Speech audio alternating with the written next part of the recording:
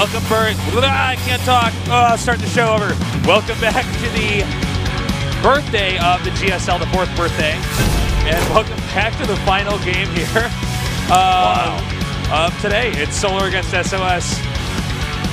That's right. Solar versus SOS, the rematch. It was 2-1 to Solar before. Yep. Really nice series. SOS playing a very tricky Protoss today, as always.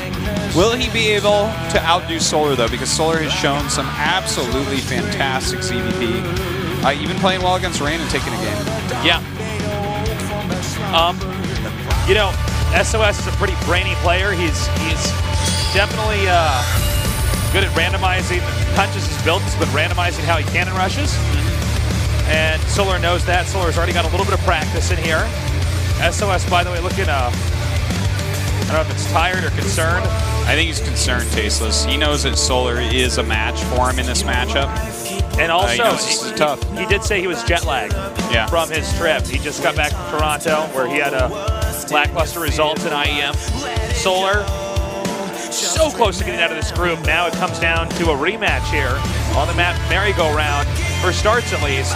Let's see how it turns out here in our final best of 3 at GOMTV for tonight. In the bottom center, in the red, he is Samsung Galaxy Khan Solar.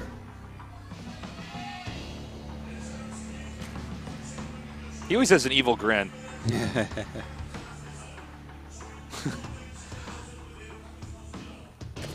And in the upper left, in the blue here, defeating effort, he is GNL Green Wings SOS.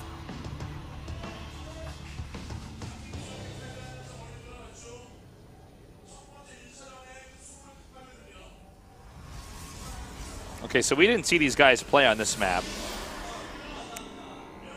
It's a cannon. They'll have their party hats on. All right. Oh, that's what that is. I couldn't figure out what that was at first. Miners with party hats. Okay, so yeah, they did not play on this map. Hard map to take a third on as a Protoss player. Yep, for sure. See what SOS's plan is here. SOS, usually one of the best Protosses for tailoring or build to a map. Yeah, he's very good at it. He's very, he can really adapt. I'm truly wondering what his strategy would be for this map. And we have a hatchery first. Note that the pylon for SOS is inside the main.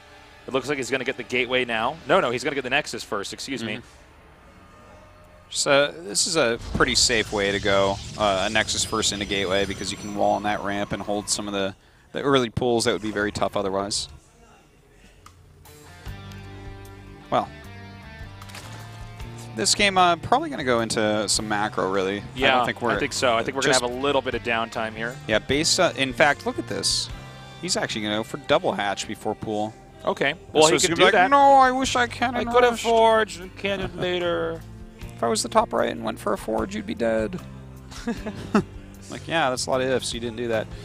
Well, what should we talk about, man? We have a little bit of downtime here. We certainly do. We certainly do. This is going to take a while for it to get into, you know, the part of the game where things are different from probes mining, drones building, and stuff.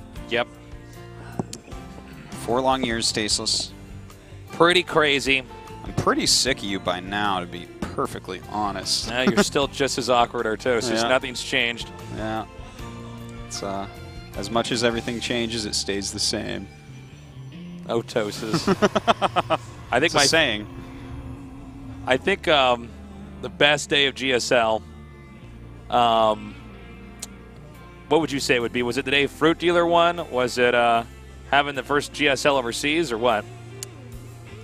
I liked the BlizzCon finals. That was really fun. That was really cool. Although, I don't know. There was a lot of good finals too. A lot of great days finals. of, MVP against. I liked that day where there was MMA 4 Terrans in the same group way back, and it just went on forever. That was one of my favorite days. I remember. Yeah, I like the days when people would just stim and try to run up a ramp against Force Field. That was always fun. They definitely had some weird games back then. Yeah. Back when the game wasn't as fine-tuned, I guess. Indeed. You could say. I miss the days of Nesty, I have to say. I had a lot of fun casting him back then. Yeah, those were good days. We do have the Forge starting now for SOS. Nothing else quite yet. See what he wants to do with this Forge. Obviously get a +1 attack upgrade, but he put it in kind of a funny spot, didn't he, behind the minerals of the main base? Yeah, which is interesting because normally it's never put there. That's almost always a mandatory wall in building. Yeah, because he doesn't have a wall in yet, so you'd imagine that that would be the case. But he's hiding the Forge, so kind of interesting. And actually, well, you know what? You know, he might make it look like it's going 3-gate expand or something. I think it is 3-gate expand. To be honest, it looks like it to me. He just went the Forge a little bit quicker, realizing there wasn't going to be an attack incoming. I think the reason that that is back there is actually just so that it's not going to die to any attacks. You know, that's part of the problem of this map in PvZ is it's a very wide ramp, and then the third base is far away, so it's harder to protect everything. And if they kill your Forge, that's a big blow to Protoss. You really need to get those attack upgrades out. Well, the Ling speed is almost done here. The Ro16 also finishing up. There's that third Nexus. The third Nexus location here, hard to defend. It is a pretty wide area, and the Lings are going to come up here, and they're going to definitely challenge SOS here for that. That is a lot of Zerglings coming up, Tasis. If he can get a cancel, that's huge. Look at this. Most of the units actually way out of position. Uh-oh. They're going to get that Zealot, I think, before. Oh! Okay, he didn't even risk it. Yeah. Got to respect that for Solar, excuse me, for doing that. And he actually never went up to that third base. If he had sent all those Lings up there, he could have forced a cancel. Big mistake there from Solar. In fact, he still may be able to. Well, it seems like he's not even sure about it. He's been going back and forth. Well, the sentries never came up here. This is he's pretty gonna have bad, to use man. some force fields, maybe. No, looks like Solar doesn't want to risk it there. So there wasn't any way he was going to kill it if force fields went up, that's for sure. And some Roaches on the way, as well as Speed and Burrow. So it looks like, you know, that Forge being hidden was actually kind of helpful, right? Because he shows that there's 4 gates. The Forge is hidden, so he didn't even check for that third base, because if he had, that would have been a cancel. There's 1 Zealot at the wall and 3 sentries in the main. That was all the units. Oh my god. Oh wow. He's out of position. Is he just going to lose this Nexus, or is he going to go back? Yeah, he's just going to have to commit. He's going to commit, sacking the Nexus. Wow. Not that he wanted, that wasn't part of his strat, but that's what ended up happening. He's now going to go to the third base here of the Zerg. You know, kind of interesting, actually. He stopped at 46 probes, so he may have actually been planning this all along to just go for a huge attack. In fact, the more I look at this, the more I think that is the case. It's a lot of sentries, a lot of stalkers, some decent force fields coming up. Losing one of his pylons. He's in a nice spot here between that rock, the gas, and the hatch here. Even the pylon acting as a bit of a wall. It's not something that Zerg can easily deal with force fields, given the positions here. Look at this. He's like telling him, come in here, do it, let's go. But in fact, oh man, some good force fields going down. Now Burrow does take place, so going to be able to save these units for now. But, you know, popping up, SOS would be able to kill quite a bit. Still has a better army here. There's the time warp. He backs it up, just barely gets that out of there in time. Wow. Keeps that alive. More stalkers coming here. Dude, I think Solar's going to be really hurting this game. There's no observer. In fact, the Robo Bay is halfway done. So, I mean, he's going to have to save that to recall here, but he's got to watch out for Queens. I think he's going to try to come in and do that now. And hey, these are really good. These Burrow and Unburrow.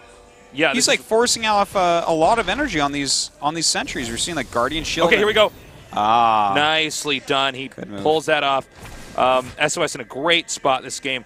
While that was going on, Solar actually expanded to the other third base. Yeah, and you know what? At the end of the day, like I would say definitely that was good for SOS. But Solar, like, you know, he's still got a good economy. He's still got a really decent army here. He didn't take critical damage. That Burrow really helped out. Immortals are going to come out here now. And I got to say, I do like this right now for SOS as long as he keeps... Well, no, excuse me. I thought he had a third Nexus making. I take that back. I thought he actually had that up and running. Is he going to go for just a second timing here with Blink and Colossus? I guess so. I guess he can do that. Okay. I thought he was going to switch this into like a transitional game. He could. I feel like you would take a Nexus with this no matter what. Okay, there it is. the thing is that Nexus actually going to be something that's like being mined from? Is this actually going to go into a real 3-base economy for SOS? Because after killing that much and still having his army and all these sentries here, I think just making like a lot of very powerful units is going to be pretty good against just the Ro16 composition here. Of also, Solar. you know, with Burrow out here, he's going to have to be very careful with that Observer. He only has Immortals making and Colossi making next. He has one Observer on the entire map. So, and Burrow movement is being made. Yeah, so I mean, this is going to be, in some ways, let's say that Protoss does do a big timing attack, it's going to come down to just like this one unit. Yeah. This one Observer could make a gigantic difference here. Burrow movement can do some really funny things, but with the Immortals in the army, I wouldn't be quite as scared of it. He's actually adding a lot of cannons right now. Okay, you see Solar nearly maxed out now. Oh, boy. Uh-oh. These units are all stuck on the outside. Oh, man. Look at this move by Solar. Unburrows underneath absolutely everything. The Immortals actually holding their own a bit, but the sentry's going down. Stalker's blinking back. Can't believe he's not going to get out. Immortal. There we go. Oh, man. Well, he killed the Immortals and the sentries. And the third base is exposed. Yeah, he should be able to get that as well. Solar very good at powering up and taking out Protosses. Looks like he wants to back up here. Not sure, though. Doesn't want to commit Stalkers. there. Yep. But he might just remax out again here. In fact, he could just make a ton of links here with the amount of minerals he has, if that's what he wants to do. Tasteless, do you even make Colossus here? That's a good question. Against this many Burrow movement roaches? I think the problem is that he already lost these Immortals. Yeah. So everything he has for Robo is lacking. He still only has one Observer. It's Burrow Roaches. Yeah. He now has 2 Immortals, so he's back to almost the start of what he had with the Robo initially. I don't know if you make Colossus here. It's not a Ling-heavy army for the time being. Yeah, I think for now you have to focus maybe more on Immortals. It's just this Roach army is so scary. He's just going to pick off this Nexus without much problem. And you can't even force field it in because it has Burrow movement. It's funny, I've seen this around a little bit more lately, moves like this, like Burrow movement against Protoss. And in a weird situation like this, it's doing fantastically. Look at how mobile he is on the map with this. This is a sick hit squad. The 50 Roach hit squad. This is really good, man. He can now regroup, and he's going to take his 4th base here, too. I used to be afraid of 50 Mutas, but now 50 Roaches Tasteless. Well, the funny thing about this, too, is that he could just keep running in here like this. It does not matter. Sentries do not matter right now. Immortals really are scary, but look, he's just going to go right through this. Oh, man, look at this move. Nowhere to run, nowhere to hide here. Oh, my God, unburrowing just on top of everything. These Stalkers, of course, can blink away, but the Immortals and the Sentry is going to be taken out once again. I think this is basically game. I mean, this has been a crazy game, really back and forth. It's funny because it started out with SOS having that nice play against that other base, but it didn't really matter for Solar. He got his drones out. He managed to get another base up, the one down here, where drones were mining a little bit ago. And, I mean, what on earth is Protoss going to do from here? I mean, pretty soon Zerg can take a 5th base. No problem. No Immortal is safe. No hype needed, folks. He just keeps making Ling Roaches. And, I mean, Solar is so ahead. He just gets on top of everything with this Burrow move. It's so strong the way he's playing here. And it is just going to happen again, Tasteless. Look at this. As if the Lings weren't enough, here come the Roaches. And I think that it looks like Solar's just going to take this first game. GG. Nicely done, Solar. What do you think about that style? I think it really works on that map, especially. 3rd base hard to hold.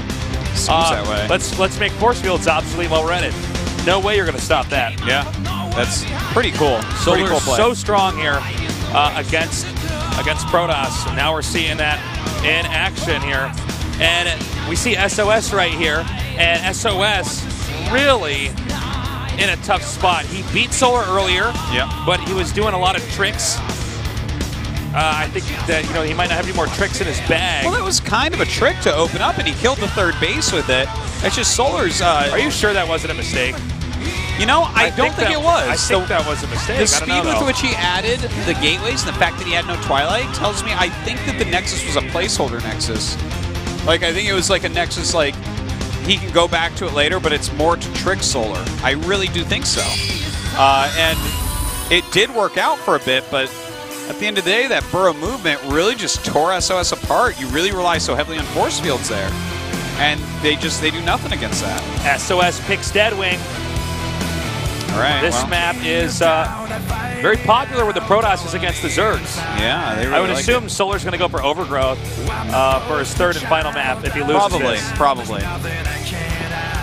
But on Deadwings, SOS, didn't he lose to Solar here? Yeah, that's right, because he lost to Solar 1-2 in the first match that they played.